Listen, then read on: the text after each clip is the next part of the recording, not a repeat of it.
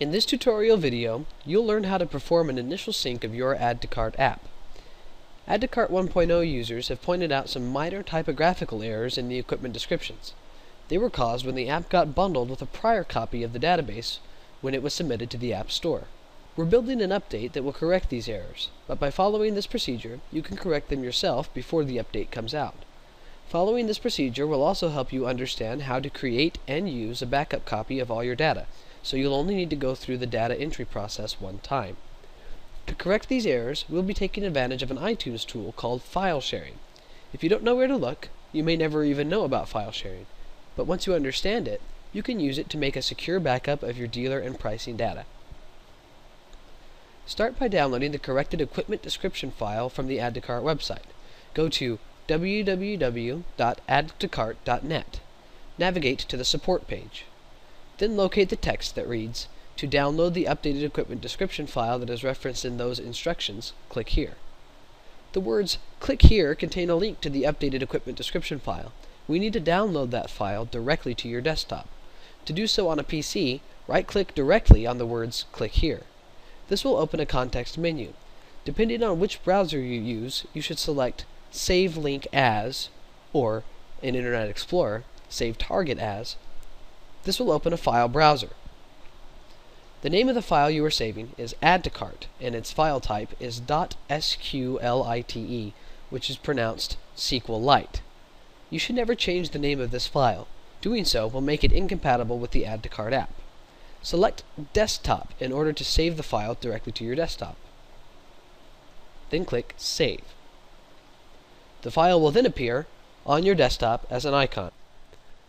After you install Add to Cart on your iPad, you can sync the iPad with your iTunes account on your computer.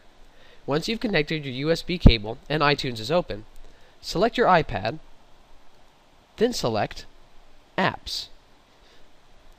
If you drag the scroll bar down to get to the bottom of this page, you'll see a place where file sharing can be enabled. Select Add to Cart, and then you should see a file in the Documents box on the right named addtocart.sqlite. If you select Add to Cart and that file still doesn't appear in this document box, just open up Add to Cart on your iPad and click on Product Administration. This will cause the file to appear in the sharing box on your computer. Since that is the file that has the bad data in it, we want to replace it with the good file that you downloaded. First, start by shutting down the Add to Cart app on your iPad by double-clicking the circle button on the border of your iPad. Then press and hold the Add to Cart icon until it starts shaking. Then touch the minus sign. Now simply drag that file from your desktop into the Add to Cart Documents box in iTunes. It will ask you if you're sure you want to replace that file with an older version. Choose Replace. Now just hit the Sync button in the lower right-hand corner and all of your equipment data will be correct. Now you're ready to enter your dealer and pricing information. Since the operating system on the iPad was designed primarily for personal use, data sharing in a business environment is a complex issue. At Add to Cart, we're working on ways to enhance data sharing between iPads, but for now the capabilities are limited. We have focused on the ability to share dealer information and pricing information, since these are the areas with the most data that must be entered. But that's created a negative effect on customer information. Entering your dealer information and your pricing is the most difficult part of using Add to Cart. Part of the problem is structural. The iPad touchpad is not the easiest way to enter data. And part of the problem will be eliminated as the program is updated. The furnaces aren't listed in any particular size order. Since there's no centralized data sharing available for iPad apps, this requires the information to be entered separately into each copy of the app. That is, if you have 3 Comfort Advisors using 3 apps, you would have to enter your dealer and pricing data 3 times, once for each app. In order to reduce this frustration, we've enabled file sharing. That is, we've made it so you can enter all the data on one iPad, and then use file sharing to load the data into additional copies. After you've installed Add to Cart and entered your dealer and pricing information on your first iPad, but before you begin entering customer information, is a good time to create a backup. Having a backup copy of your dealer and pricing information will allow you to share this data between users or restore this data if your program crashes, without requiring you to rekey all of that data. Start by closing Add to Cart on your iPad. Now connect the USB cable and sync with iTunes. Once again, select your iPad, then select Apps, Then scroll down to the file sharing section. The file that appears in the Add to Cart document box contains all of your dealer and pricing data, and also all of the correct equipment descriptions. We definitely want to save that file. Simply drag it from the Add to Cart documents box to your desktop. Do not ever change the name of this file. If you had previously done the initial data correction procedure, Windows will tell you that you already have a copy of this file on your desktop. Simply choose Move and Replace, or Copy and Replace, to change it for the file that already contains your dealer and pricing data.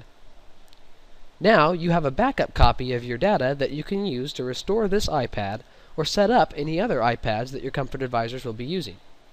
Now disconnect that iPad and close iTunes. Using your second iPad, the one you've installed Add to Cart on but haven't entered any data into yet, sync it with iTunes. Now, instead of entering the data by keypad, go through the file sharing process again. In iTunes, select the iPad, then select Apps, then scroll down to the file sharing block. Again, if you enable file sharing, you will see the Add to Cart.SQLite file show up in the Add to Cart documents block on the right. But this time, instead of dragging from the block to your desktop, you'll do it backwards. Drag from the desktop to that block. Bringing this file into your copy of the app brings the dealer and pricing information into that app. You can repeat this process for each copy of Add to Cart that you've purchased. You can use this process to enter your dealer and pricing data into any other iPads. And you can also use this process if you have broad price changes, perhaps if you're raising all prices by 2%. If you are only changing a handful of prices, you would adjust them individually, because the drawback to this method is quite a problem. File sharing is a great way to simplify data entry and also make sure that you keep a backup copy of your dealer and pricing information, but it comes with a drawback. When you replace the database files on subsequent copies of Add to Cart, it also replaces your customer data. Since we entered the dealer and pricing information, but did not enter any customer data, there will be no customers in the database. Thus, any iPad that you drag this file to will gain the dealer and pricing information, but it will lose any customer information that may already be stored. This is very important. Make sure you write down all customer data before you bring a database file into the app. You will lose all customer information as a result of this process. This is a terrible drawback, and we're working to find a way to export customer information from the app, but until we make that update, pencil and paper is the only choice. We apologize for this drawback, but remind you that we focused on making the sales presentation a wow factor, and we think that we've done that well. The wow of the presentation is the most important thing, so that is where we spent the most effort. At the same time, we understand that you have to use this app, and if you hate using it, then you won't. So we are working diligently to make using it a better experience. This concludes the initial sync tutorial. If you have any other questions about Add to Cart, please visit www.addtocart.net's support page.